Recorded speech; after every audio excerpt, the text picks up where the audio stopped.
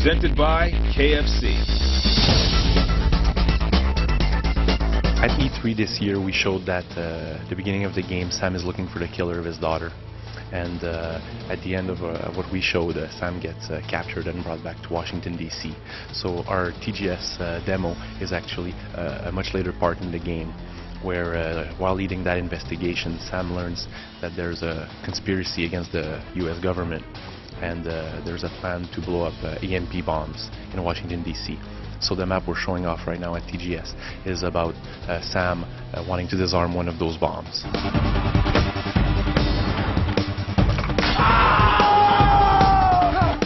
Splinter Cell Conviction is really about changing the way we're designing for stealth games. We want to make stealth something that's a lot sexier than before, faster, more fluid, more dynamic.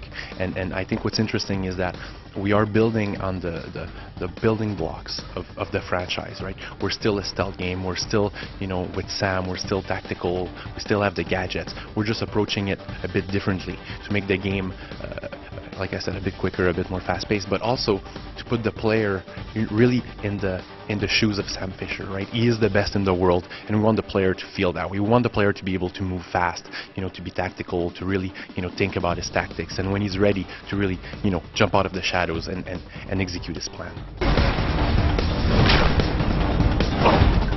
I think there's two main gameplay features that are really interesting and that support what we're doing.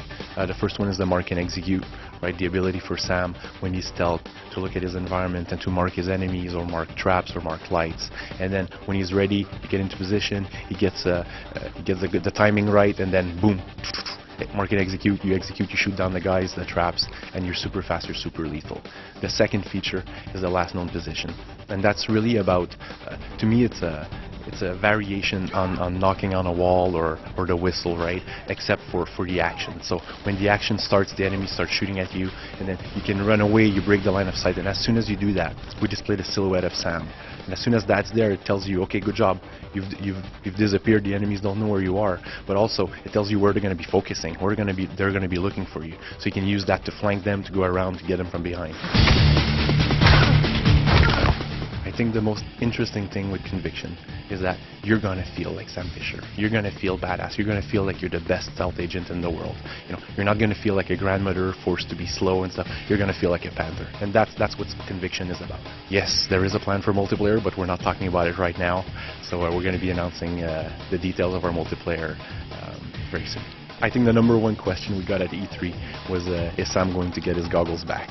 And then the answer is yes. We're showing it at TGS today. We're showing that we're calling them the sonar goggles, and they give the player the ability to see the enemies through the walls and to mark the enemies through the walls. The other gadget we're showing at TGS is the sticky camera. So it's one of the fan favorites, obviously, and it's coming back. You throw it wherever you want. It sticks to the walls, the ceilings, and then you switch to the camera view, and then you can see your environment. And what's cool is that, you know, because of our mark and execute, you can now mark the enemies using the camera. You can also make some noise, attract the AI, and when the AI comes close, you can blow it up. Conviction is coming out February 23rd, exclusively on Xbox 360 and PC.